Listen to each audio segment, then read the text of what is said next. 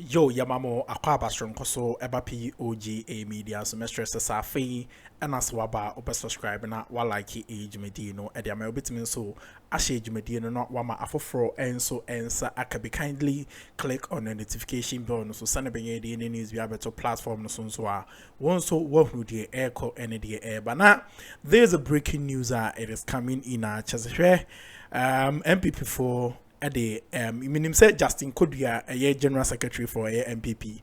It kind at the Babatuja say party no the Babatuja say Obi a party maybe ano and so the Budriemu and I say on train senior beya eja ne kasemuni ade no behwe ye nina. This was following a year Adwoa a Safo and the torn in your my biana or keka on the social media na omo issues are statements we know and chebia and Adwoa Safo as I got na a year Joy News as I etwa in seven so just any or to be emane a year Justin a year Kodua pay ya just enya agro na enam sa ni we unti and Justin Kodua and so Ababe reply and I say NPP a mpanimfo no ato omonsa e dia frɛ Adwoa Safo say ombra the discipline committee of NPP na ombra be ne ho na Adwoa Safo di kan abra na oye no Joy News no se hwɛ o say Justin Kodua kro on wan.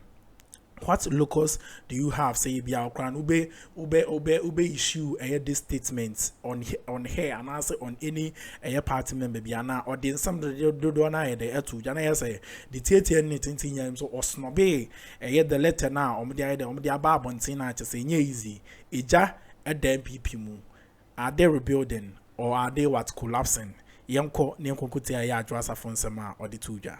Just a few minutes ago, we had a statement on your screen.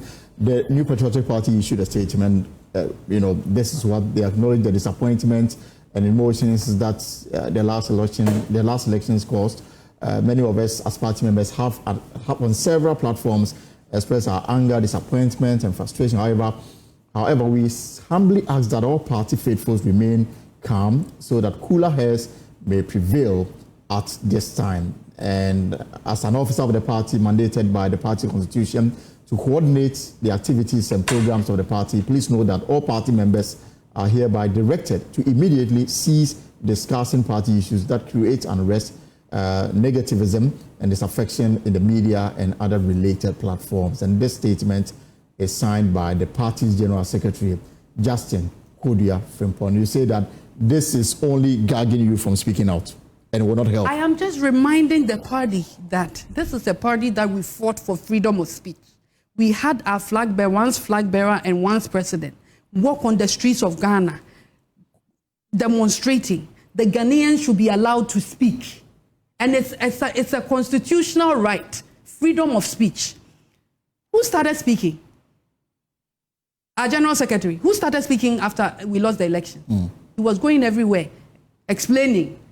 He went to the extent of telling people that nobody should blame him for the election, what we lost. He went on radio saying that His Excellency, the President Akuffo wasn't listening to them at cabinet. That is what Kodua went on radio to say. And what? Now it's Adwoa Safo stand and what? You are issuing a statement. What locus does he have? You were on radio, and if he wants to write a letter, a love letter to me, he should write that love letter. This is so general, and I don't think it's a general statement I want to respond to. But you started the game. He should go on social media and see how the party people are bashing him. He has an election coming up. He shouldn't be allowed. He shouldn't allow himself to be manipulated and used for other people's cause. If you have an election coming up and your party base is bitter, and they want a voice to speak for them. What I'm doing, I want to clarify something. I'm a lawyer. I've read that statement. I am not discussing party issues here. There has been a character assassination on me. I have been defamed by my own party.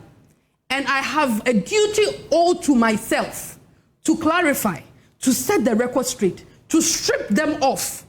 That whatever they painted me, however they painted me, to bring me down, it's not what it was. It's not what it is. Naturally, the story that broke yesterday, the former governor of the central bank, the raid on his property by operatives of national security. Now we've been told that it was sanctioned by the Office of the Attorney General. Okay. What do you make of this?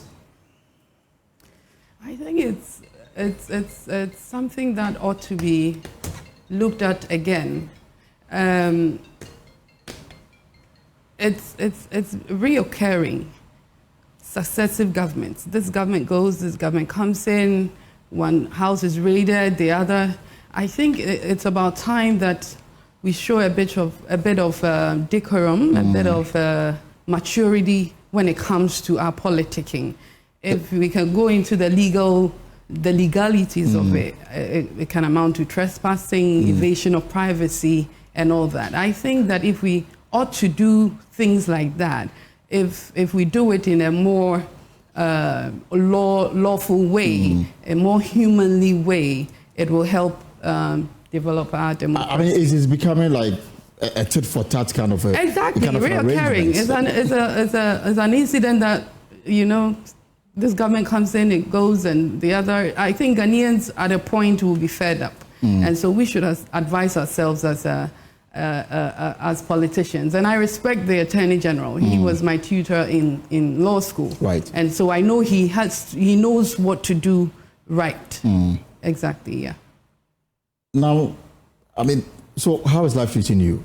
It's been good. It's been good, yeah. In public service, out of public service? In public service, yeah.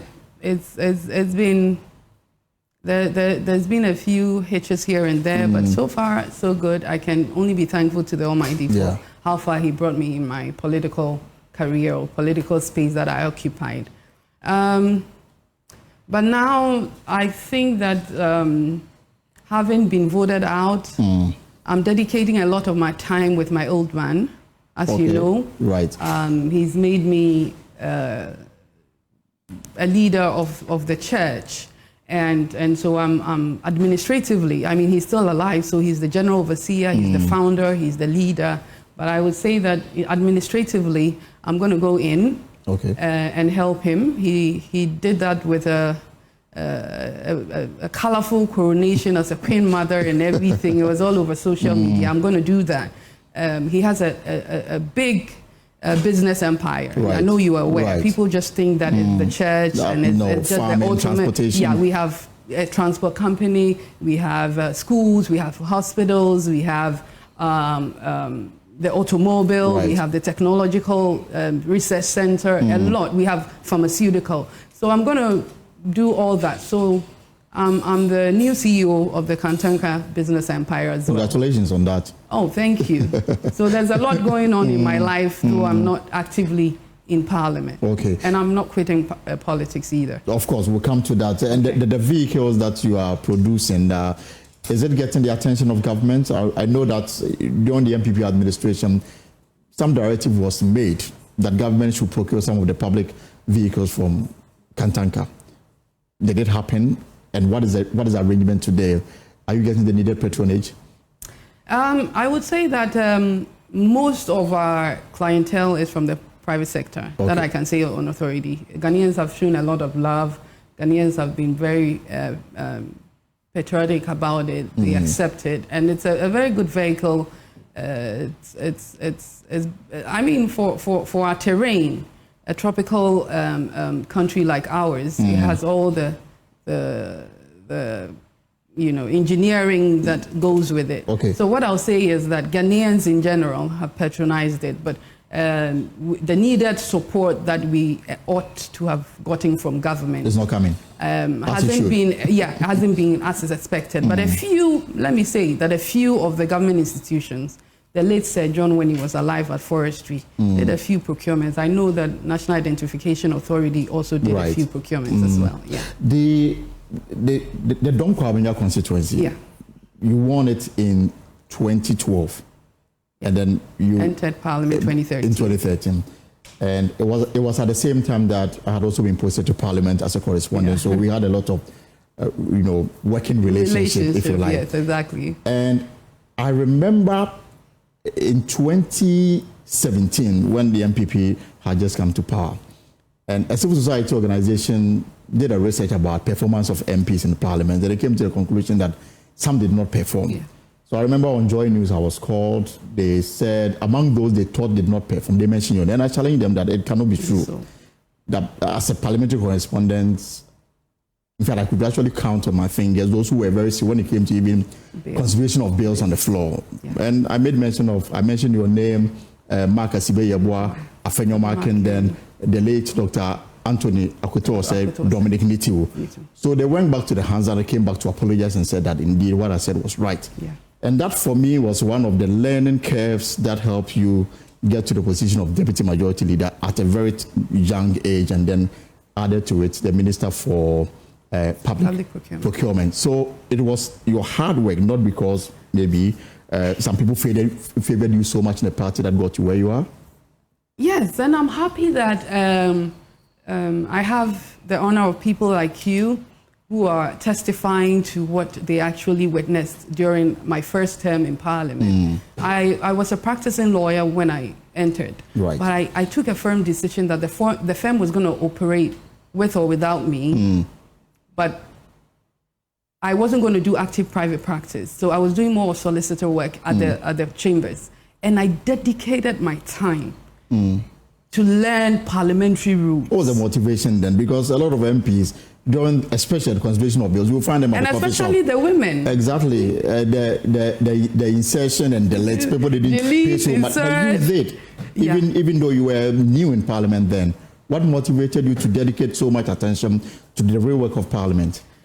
I think that first decision that I took, that I wanted to learn, I made sure that, you know, the prime times of Parliament are in the mornings when it's for statements. Right. And when somebody has read a statement, there's more political, the minority gets up, talks and all that. That, as a lawyer, wasn't a learning process for me because I was used to submissions in court. And so if there's a document that has been submitted, just quickly glancing through and making a meaningful submission or meaningful contribution wasn't something that was challenging enough for me. So I made a firm decision that the nitty-gritty of lawmaking is what was very confusing. Just as he said, you just be seated, I delete, insert, Mr. Speaker, I move. That is all that you hear. Right. I would give credence to a few. Honorable Osei Chairman Sňubs, I learned a lot from him. The Honorable W. Obuafo. Right. Actually, he was the one I sat close to. And I always go like, Uncle, I want to learn. And then he would take me through, but I learned from them. There was one day he challenged me, and that is what killed it for me with bills. And I told myself, I've made it, and so I'm going to stay for every bill that was passed in Parliament.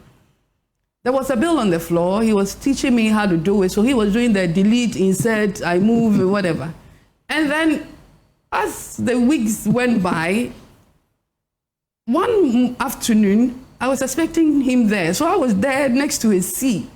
Then he called, he sent his assistant to me that he's not going to be able to come in early. And so you should lead. So I should lead with the amendments. Right.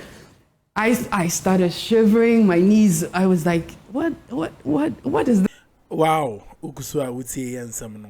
Yadi ejumadi nyana se yadi sa and sensem we na abede ebebremu. Na the second one also so ekeka eyensensema ne political career and home crowd about the tutuja emode pay. You'll be interested here. So Mr. Mo yebekoni akote, but please subscribe, like Jumadi and share nema for friends so and can be kindly click on the notification button so send a any news you have to platforms and so on. Also welcome the air call and the air by yanko ninko kuti address a phone sama or the tuja medamasi. This is what I'm trying to do. But in the heat of the moment, there was also nobody to relegate that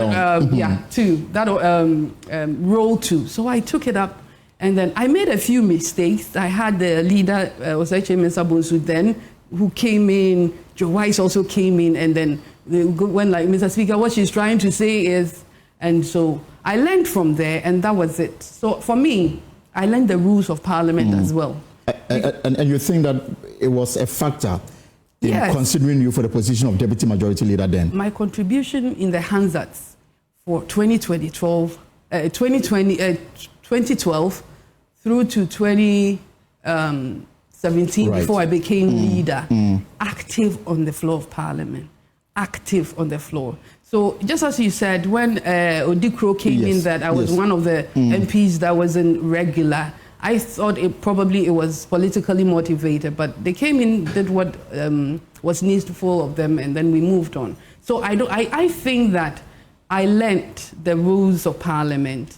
Being a lawyer also helped, and so I caught the eye of those who matters at that time. And I'm guessing that you got your reward for the position of Deputy Majority Leader, and then also Minister of State in charge of Public Procurement for the first term of the Akuffo administration. Yes, exactly. And then in the next stage of the administration, not much was seen of you. Even though you're missing something. Okay. The first female to have occupied the seat absolutely. of the... Yes. And I guess you paved the way for the current Deputy Minority Leader, Patricia Appiagyei. My mother. We are yet to see the day where a female will lead Parliament in the capacity of Majority Leader. I look forward to that day. But how was it like? Because most times, Chairman Sabons will leave the jurisdiction and you have to lead. Yes. People with egos, I mean, in terms of capacity, some older than you and everything, but you led them. Yeah. It wasn't... Was there difficult moments that you can share with us? Oh, yeah. Just as you said, there were times, most of the times actually, my leader was so engaged in other responsibilities, mostly outside the jurisdiction, and I had to manage the caucus, manage the house, both sides. When you're managing, the house, it's just both minority and majority. And also serve as a link between Parliament and the presidency. And the presidency. And that was a very good opportunity for me to learn.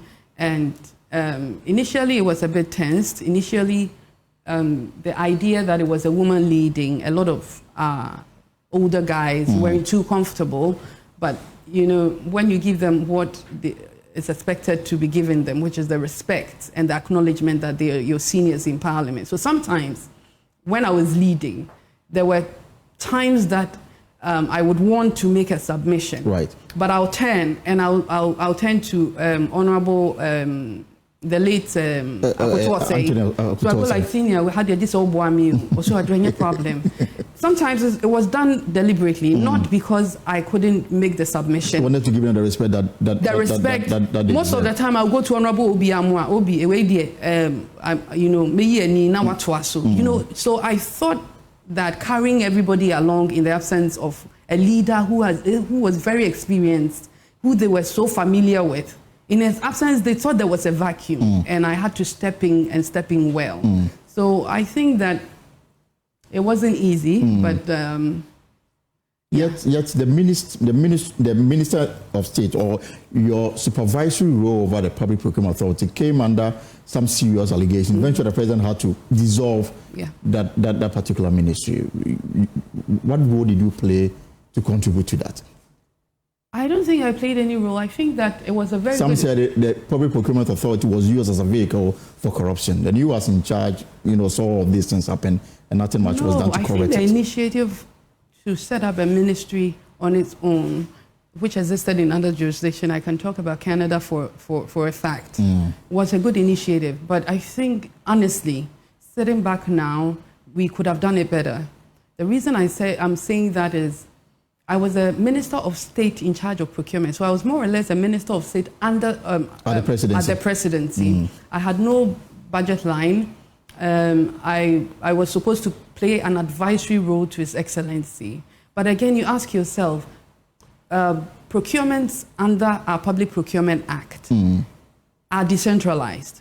So every ministry, every state agency, every entity does its own procurement. And most of the times, it's their cabinet minister that comes to cabinet who takes the initiative that we want to do this, and then they have to follow the law. There was no clear-cut situation where an agency or a ministry would bring anything to the president for advice. So again, your advisory role. So more or less, I was working closely with the Public Procurement Authority. We started as a public procurement secretariat. And Elton, you know, there were certain amendments that I proposed that we do so that the ministry would be more solid, have the legal backing. You remember there was a question on the floor of Parliament about certain procurement that had been done. Right. And the question was directed to me. Right. And I couldn't answer the question on the floor of Parliament because per our rules, if you go into the Public Procurement Act, reference of a minister, when you go to the definition section, was referring to the Minister for Finance. So again, you ask yourself, what is your locus in Parliament? So questions were being filed in Parliament, but I couldn't answer, and the Minister for Finance would. Because technically, you didn't have jurisdiction. Technically, we didn't do the amendments that will give you that, will clothe you with that power to do that. And again, there were two entities that were under the public procurement unit in terms of governance. Yo, wejebo, enya baby drew. Aha, any edin some no ABC, Ediama, Mr. Mo, subscribe, like it, you no share them for friends when some can be kindly click on the notification bell and so send a bay idea news be out to platform so I want so won't no dear air call and a dear air, but address a phone some no. Yeah, with the latest one beside the che bro about a year or Casaba about a year resign. So be resign and also unresign and also the bad day, the bro. It's a jebo, yan for Jumadian in CSA, near Fadia Cano, and Besum Mochi, Macram.